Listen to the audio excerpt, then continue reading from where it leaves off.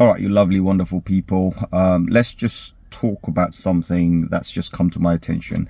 A lot of people right now are talking about this ledger crisis, right? You know, where ledger can access your seeds, save it in multiple places, and X, Y, Z. Complete drama, okay? And a lot of the drama queens out there, I mean, God knows what they're up to. They're blowing it out of proportion. There's a few facts that a lot of people just don't understand, right? And I think it's kind of silly, it's stupid that people don't see this, right? So obviously no introduction here, none of that's business. I just want to get straight into the facts, right? So, and I'm going to ignore about Ledger right now and Trezor and this, that, you know, all of those. Forget all the hardwares and coldware wallets right now. Let's talk about the facts, right? The facts that, you know, nobody can deny. Number one fact, the blockchain, right? Any cryptocurrency, they're all based on a blockchain, right? So they all live on a blockchain, the ledger, right? The accounting, whatever you want to call it. That's the blockchain. So in order for us to create or generate a wallet, right, we can't just randomly generate one from nowhere. We have to connect it to the blockchain, because that's how the blockchain recognizes it's a wallet that belongs to the blockchain, which means you have to be online to create this. So what a lot of people don't realize is when you have you know, any wallet, like whether it's online wallet or offline wallet, decentralized or centralized, doesn't matter, they have to generate the actual wallet address, you know, the long string of letters and words and numbers or whatever, and it could start with whatever. I'm not even going there, right? But the point is you have to generate a wallet address.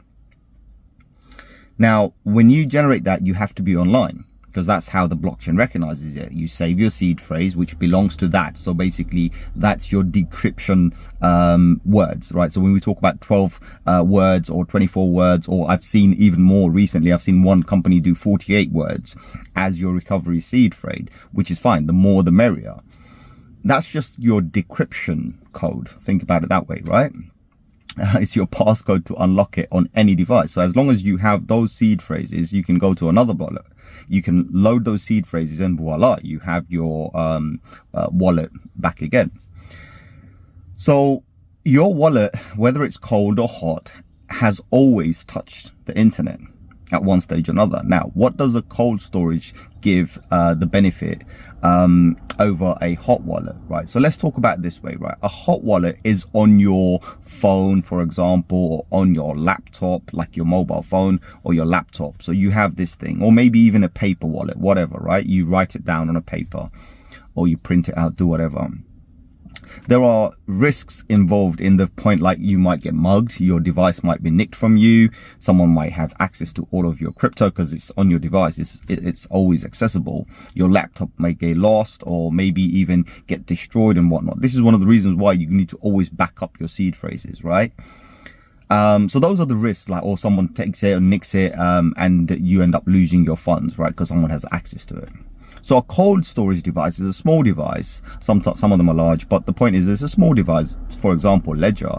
You take a Ledger, it's like a USB drive, and it disconnects itself. So once it's the seed and all of that is done, it's not available online, right? So all you've done, you just disconnected it, but it's there on the device, and you're assuming that that device itself is now disconnected off the internet, that seed is not touching anything, that wallet is not touching. No, wrong. That wallet is still pinging over there. Okay, it might not ping live data, but every time it connects, it has to ping, because that's the only way it's going to confirm what the data is, right? So once you disconnect it, it doesn't know what's going on. So it does that the whole time. And also other companies have also, like there's backup services, right? So there are companies out there who provide backup services for your phrases. They say, okay, you can back it up on Google, for example, you can back it up any decentralized places, because you might forget, right? So they provide this as an extra service. So comes along Ledger and says, right, we're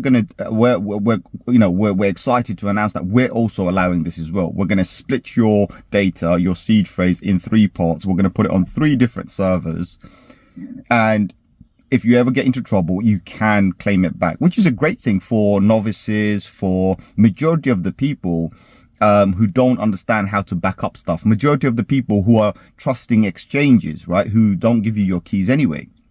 it's a great thing for them, right? So these guys have thought about the newbies, the novices, the basic guy, the guy with, you know, probably a few shrimps here and there, right? I mean, he is a shrimp, right? Probably a few dust here and there. So that's who they're thinking about.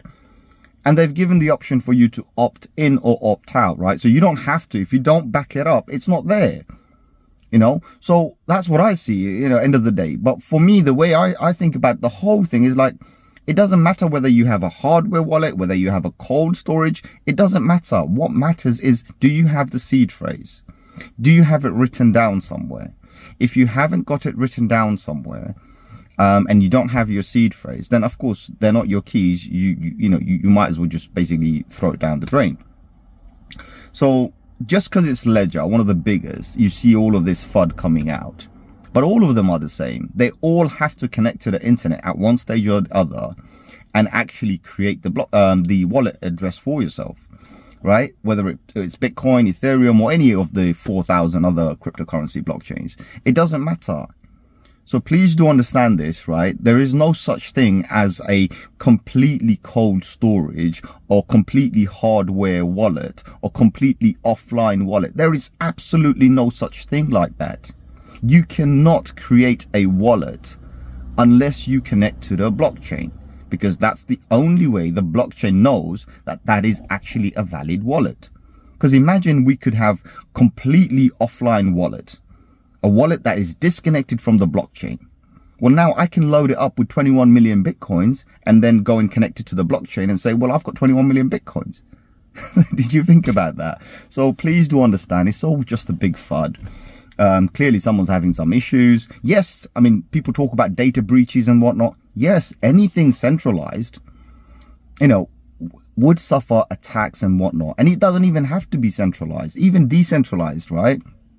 It all depends on how the servers are managed. So we know so much about decentralization, right? And we talk about so much about decentralizing this, decentralizing that.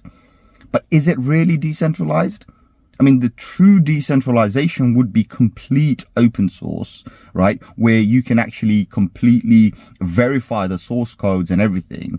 You leave it there. And then more people, the more it's distributed, the more decentralized it is. But when you have companies who talk about decentralization, right? But then everything's in-house, is it really decentralized? In my opinion, no, it's not decentralized. It's more like, you know, a central entity claiming to be decentralized or having some sort of an encryption algorithm out there, which is fine, right? That everybody has the limitations. Even true decentralization has its limitations. I mean, when you open source something, make it completely public, well, you've just exposed the entire code. If the code is not robust enough or maintained enough, then that itself is a vulnerability. So please do understand how certain things work. I mean, this whole Ledger FUD doesn't bother me at all. It's my keys. I can go somewhere else. I don't need a Ledger device for it. I can transfer my funds over to a whole different thing, but the same process happens. I'm connecting to the blockchain to create a wallet, to identify that this particular wallet belongs to me, for example. I have the phrase. And then when I transfer my funds in there, that's how the blockchain knows that that number of funds is in there. You can never have double amounts of crypto. If that was the case, then anybody could be creating random wallet addresses and put via code any number of crypto in there and then claim those are genuine coins. But that wouldn't be the case. That would actually be what do you call this, like a fake number of coins coming up from nowhere. Please do understand this. There is no such thing as 100% offline. It is absolutely impossible. The blockchains were not designed ever to do that for you. Okay, so that's all it is. It's just convenience. Like you connect it to the thing and then you obviously put the device somewhere, you know. That's all it is. I mean, I go like one step beyond that. So what I do is, what I have done, and I've mentioned this on a video before as well, I've literally put some crypto on a ledger, backed it up, done whatever. I like backup as in I took my seed phrase, backed it up, and then I destroyed the ledger anyway. I don't care. I chucked it in the bin. Doesn't matter, right? You know, just reset the whole damn thing. That's it. That seed phrase, everything that belonged to that is gone now. So the seed phrase I hold and holds my crypto, but it's not connected to the same ledger device, if that makes sense. That ledger device is sitting at home, someone on tea table. I don't really care if someone nicks it or anything. I don't care, because I've reset that, I've rebooted that, I've got a whole brand new address for that one.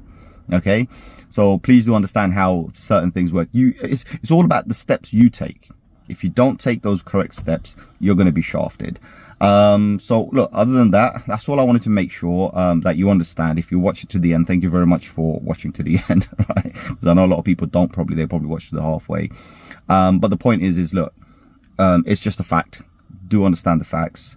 It's very important because people usually like to jump guns and, you know, just get out there and just make things crazy for no good reason. You don't have to. Sometimes you got to take a step back, you know, and I mentioned this on Discord. I said, just, you know, the only way to be safe is Zen. Zen means just be calm, you know, be patient, meditate, right? And you'll understand that all the answers are right in front of you. It's a blockchain. It's on the internet. It's a protocol, right?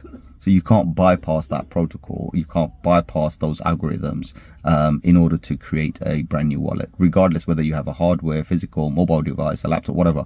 It has to connect to the internet at one stage or another to connect and to make that wallet. So I hope that makes sense. Other than that, like, share, subscribe, and I'll catch you on another one very soon. Adios, my amigos.